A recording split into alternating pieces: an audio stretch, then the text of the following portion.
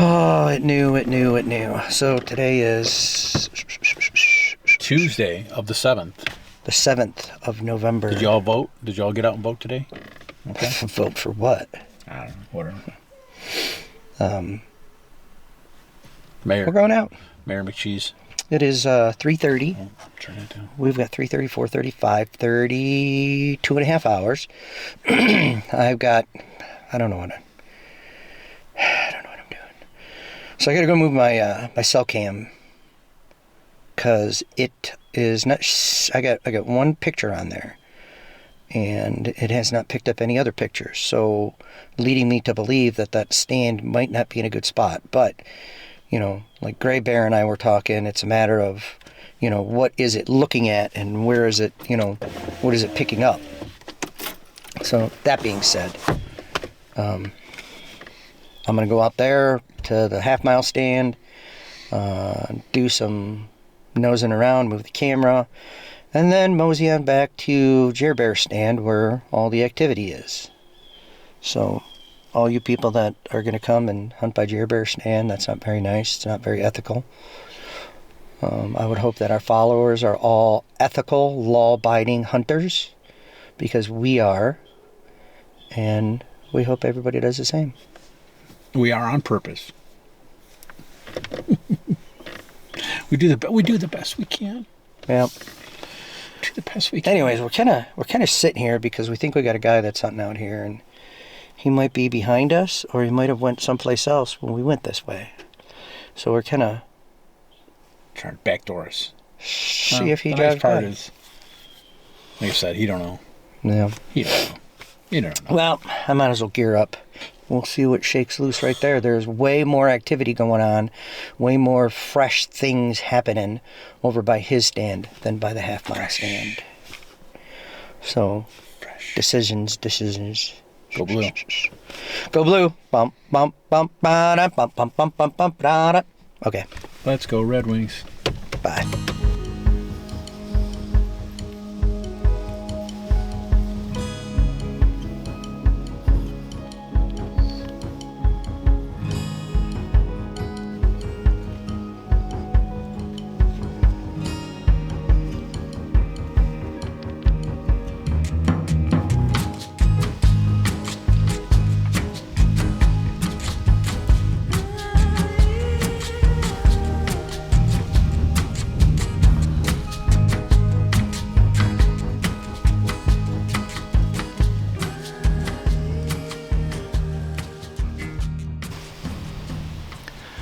So all that nonsense that you just saw, I got up in my stand, wasn't even set up, dropped a scent bomb. Well, I wouldn't say it's a scent bomb, but a wick. Dropped a wick down on my tow rope with some buck baits, doe estrus on it, and kind of stood up and hit a bleed call like 3 times. Put the bleed call in my pocket and I caught movement coming right at me. My bow was still hanging on the hook. Didn't even have an arrow in the quiver. So all that shuffling around earlier was me getting things set up. He came behind me over there, about 25 yards, but I kind of picked this spot because I got a lot of pine trees for cover, and there's no way I could shoot through that, because I was walking around back there, and just took off, almost like it was shot.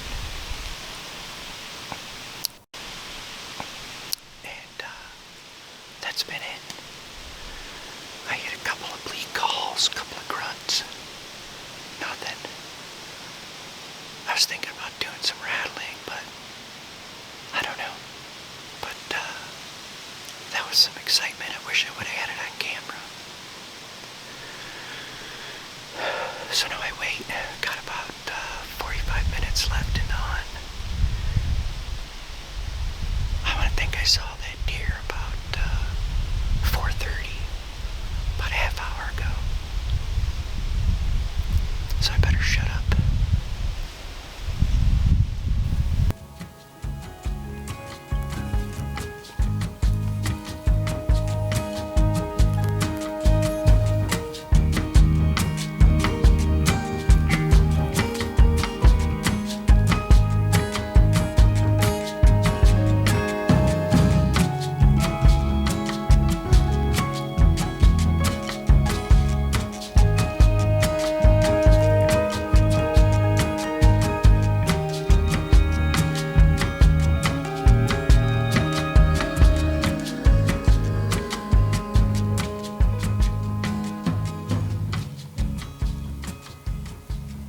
I mean, I think they were over on the guy on the side-by-side and the guy on the quad. I think they were over on the... Because where I park is right by the power line. So I think they just stopped right at the intersection. But they went by again down the road, and then went back, and then we're sitting there and wrapped up the power line. So there I was, back in the wild again. And I felt right at home, where I belong. So I went out to the half-mile stand, snuck up on the camera, turned the camera off, and went, where am I going to put this camera? Where am I going to put it? So I let it set, and I walked behind my stand, about 20-30 yards behind my stand, and I kind of do a circle. I'm just doing a little circle, looking around, thinking, where's a good spot to put it? And I see a rub, and it looks meh. Then I see another rub that looks a lot fresher. Maybe a couple weeks. Then I kind of, as I'm circling around, I told you there's that path that we took to go up to the someday spot. Right.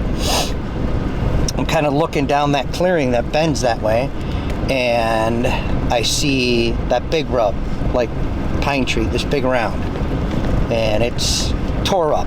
Doesn't look fresh, but it's from this year, without a doubt. And I thought to myself, I go, well, do I want to bring the camera back here and watch this rub? And I thought, maybe not. So then I kind of circled the deer run that I said that I think they were coming down on, where I set the camera up originally to watch that run as it comes out of the woods out in front of me. Right. So I followed that, and I'm like, oh, there's a rub, and there's another rub, and there's an old rub, and there's another rub, and there's an old rub, and an old rub, and I'm like, well, they definitely like that area. So I grab the camera, move it to another spot. So rather than, easiest way to do this, if I'm facing 11:30, if you're the center of a clock, and I'm actually facing 11:30, that trail camera that was there was watching that zone. That was like just sitting still, just perfectly draw back. That'd be my shot. I moved the camera on a tree over my left shoulder, so like 6 o'clock to me, and it's watching. There's a clearing that comes down the hill. It's watching that now as it comes out. I'll see if it took a picture of me on the way out. I tried to walk in a way that it would trigger it, but I don't know if I was close to it because it sits a little bit further back. So I set that, text back and forth. Do I hunt here? Do I not hunt here? What am I going to do? There's the rubs that are over there, and I'm like, all right, well, I'll just sit here, just see if I see anything. And get up in my stand, get everything hauled up there, get my backpack off, hang it on the dealy bob, the stick ladder, hang my bow up on the bow rack, and I'm just no camera, no nothing.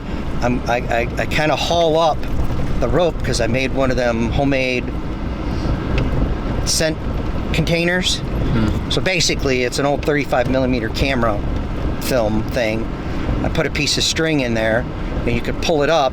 It's got a wick on it, and you could push it back down and seal it with a little hook. So I put that on my tow rope, lower it down, grab the buck tarsal gland scent, buck baits, and hit it once behind me to watch the wind direction, and turn around to the front and hit it again. And I'm like, okay, well, the wind is kind of blowing. If I'm facing 11:30, that's kind of, the wind is coming from like 10 o'clock. So I get that hauled down there, and I hear something. I'm like, what is that? And I thought, it was like super quiet. And I'm like, it's just some leaves falling, whatever. But I look over in that direction, and I see movement. And I'm like, I see big movement. And I'm like, well, that's something. So I kind of repositioned myself in my stand, grab my bow still on my quiver still on the bow. So I take the quiver off of the bow, take an arrow, load it onto the bow, get myself turned around. Didn't even have my release on my wrist yet.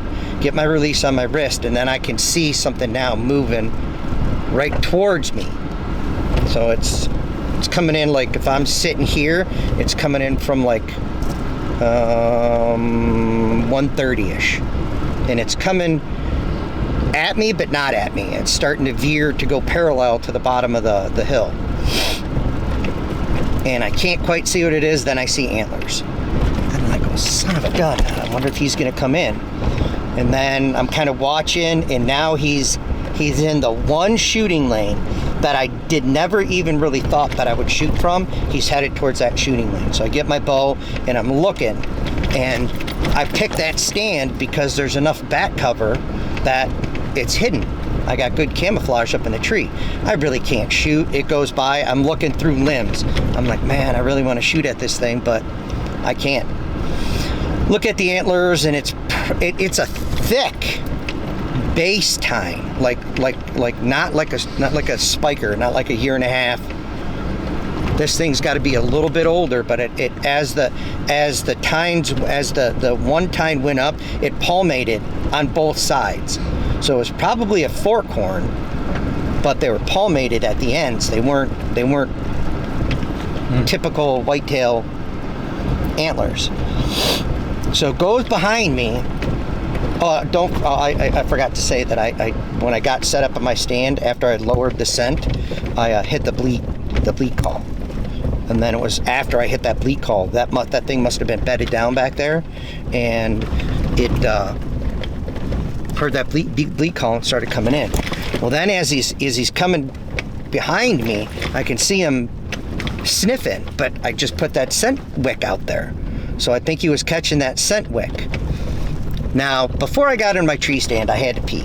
So I dug a hole with my boot in the ground, peed in it, and then covered it with leaves, thinking that maybe that would mask the scent. I don't know. But anyway, so he gets behind me, and I'm watching him, and I hit the bleat call, and he looks back, and he's looking towards the clearing like he's going to come out to where I'll get a shot, but he's behind me. So it's like, look over my right shoulder. Oh, nope, I can't. You can't. I don't have an owl head. So I had to kind of turn myself around to see if he was coming over my left shoulder. Not coming over my left shoulder. So I, slowly turning my stand to face back to the right, and I see him again, and he's kind of walking back towards me. Then all of a sudden, it's like he got shot. It was like abrupt, like balls out turn. Now, all night long I thought to myself, I'm like, he wouldn't have reacted that way to a scent. He can't see me. So my thought is that there was another buck that was back there, and he saw it, and he's like, oh, no, that want nothing to do with this. I'm out of here. And took off. Nothing else ever came out. He never circled back around, never came back out, none of that stuff. So there's my story. That took way too long. But anyways, that's the first live buck that I've seen in the woods in years. So, good for me. Good for you. It's a good day. Good day. And I didn't even plan on hunting that stand either. He wouldn't have tripped the camera either. He wasn't anywhere near it. So nope. That's just, I guess we were talking about it earlier today is, well, if you go out there and sit and you see what's, maybe it's to the left, maybe it's to the right, maybe it's behind it, or you never know. And we still got, firearm and then muzzleloader coming up. So just because it didn't walk underneath you today doesn't mean that come 2 weeks from now you might actually get to put a poke on them. Yep. So we'll see. I saw a deer. Give me a thumbs up. Like the video. Finally saw something in the woods. Awesome. Okay. That was my hunt. Now we're going to talk some other stuff with the gray bear. All right.